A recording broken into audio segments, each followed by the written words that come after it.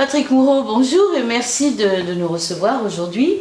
On va parler de deux choses, bien sûr, de votre dernier livre, Le fabuleux destin de la main, c'est tout un titre, et puis en seconde partie de la conférence que vous donnez le 18 octobre au Carme. Alors revenons maintenant au livre. Pourquoi ce livre?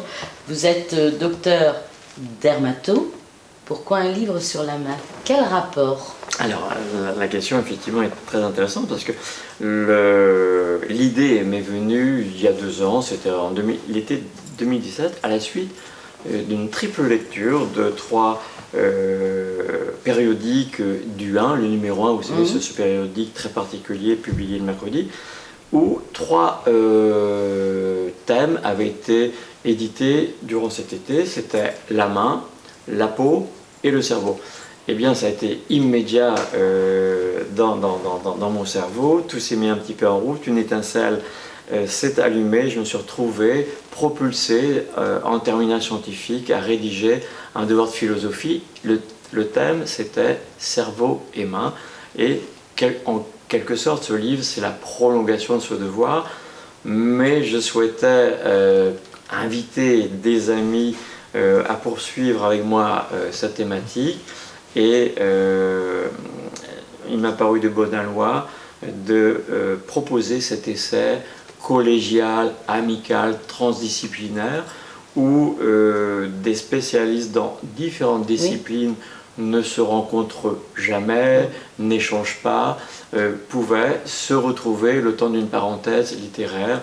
Et donc j'ai invité en tout... Alors expliquez-nous justement la progression du livre.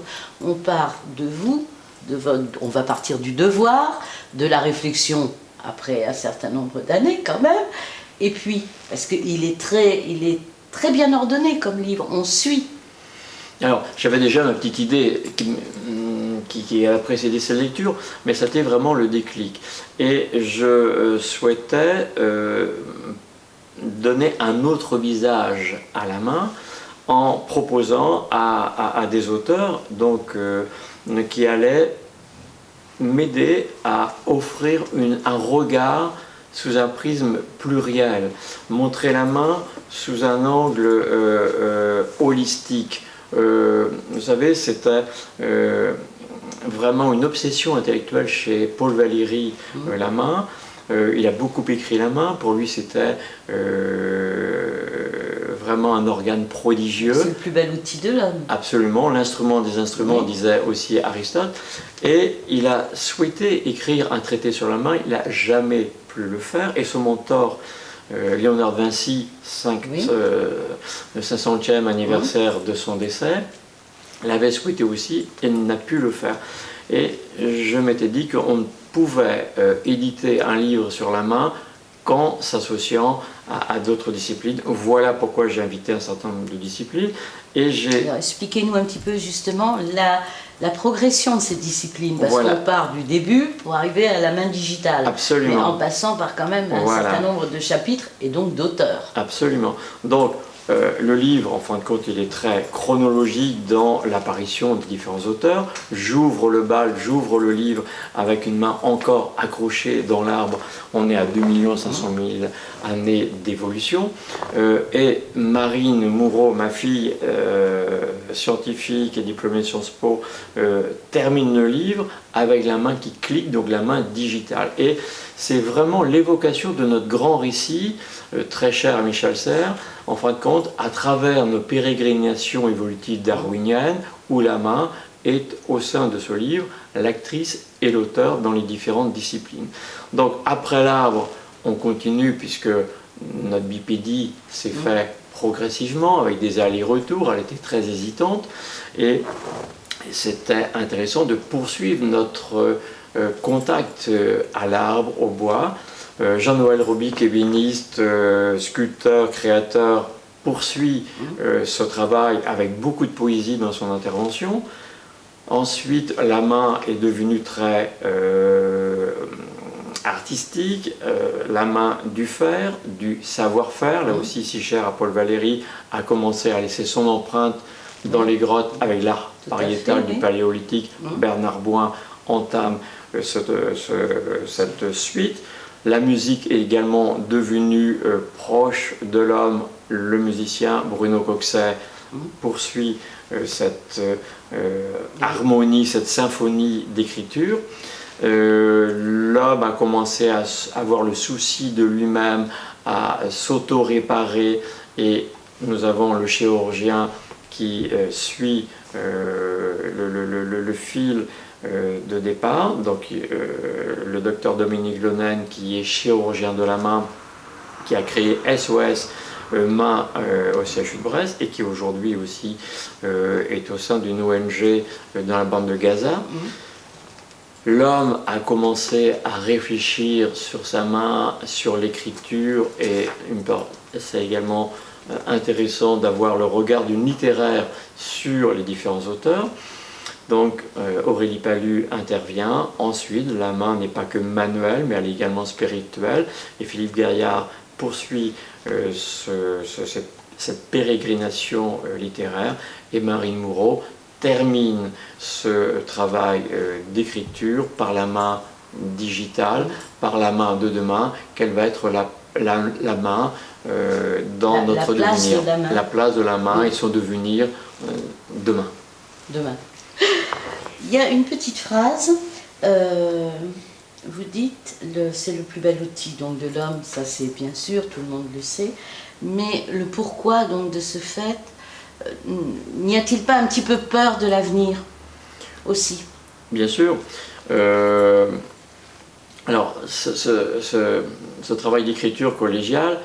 Parce que je vous interromps, le problème c'est qu'on en arrive justement avec le digital, le numérique et tout, quand on voit tout ce qu'on arrive à réparer, et c'est tant mieux, des cerveaux où la main n'aura peut-être plus d'intérêt, puisqu'on essaye de faire, je vais dire, des branchements en oubliant la main. Oui, alors je pense qu'aujourd'hui il faut qu'on ne perde pas la main sur notre devenir, notre avenir. Il faut trouver cet équilibre entre le passé et le futur. Et je pense qu'on comprendra l'homme du futur qu'en observant son passé. Et ça, c'est vraiment important. Donc la main va continuer à évoluer.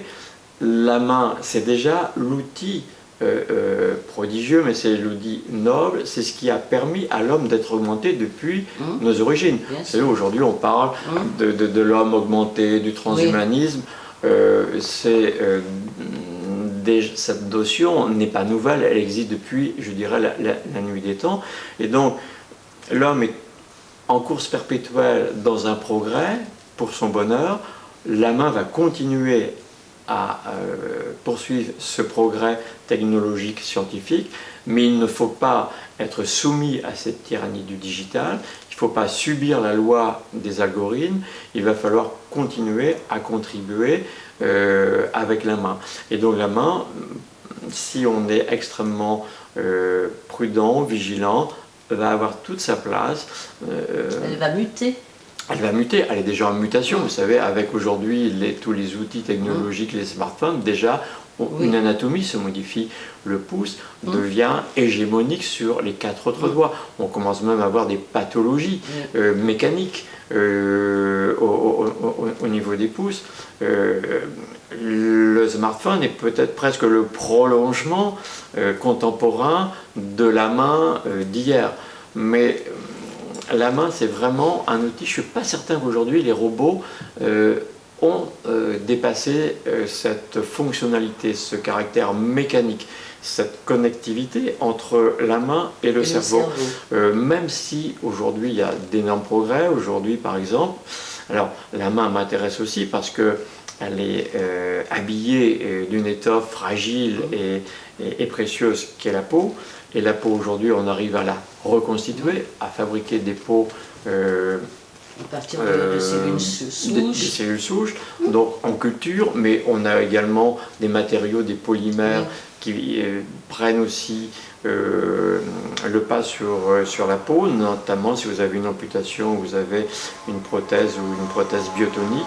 Eh bien, en Corée du Sud, on recouvre d'une peau artificielle cette prothèse avec des microcapteurs, des microprocesseurs qui sont connectés au cerveau, avec des sensibilités quasi identiques à notre anatomie de départ. Donc c'est vrai que les choses bouge beaucoup, mais on n'a pas encore toute explicité, donc la main a encore un bel avenir demain.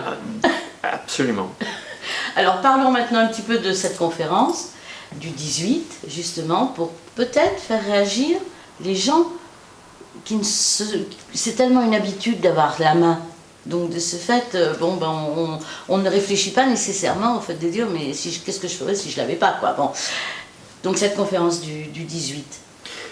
Alors, c'est bien sûr faire part de tout ce travail, mais c'est peut-être inciter l'auditoire à avoir un autre rapport à soi. Ne pas oublier que nous sommes une entité morphologique, mécanique, fonctionnelle, spirituelle, et la main a cette traduction, et c'est une façon aussi peut-être d'être en quelque sorte critique, résistant par rapport à cette hégémonie du tout numérique, du tout digital qui arrive. C'est peut-être aussi créer des parenthèses d'oxygène, des parenthèses de lévitation pour porter un regard sur soi, sur notre environnement, sur notre rapport à l'autre, aux autres, sur une façon d'échanger, écouter aussi les questions auditoires. Moi, je suis toujours surpris, une anecdote, un patient me fait part de ses capacités à observer les mains. J'étais vraiment séduit par son discours, j'aurais pu passer un après-midi à l'écouter. Donc, bon nombre de lecteurs ou d'auditeurs auront probablement aussi beaucoup de choses à nous apprendre sur la main. C'est là-dessus qu'on va conclure. Ah, merci. Merci.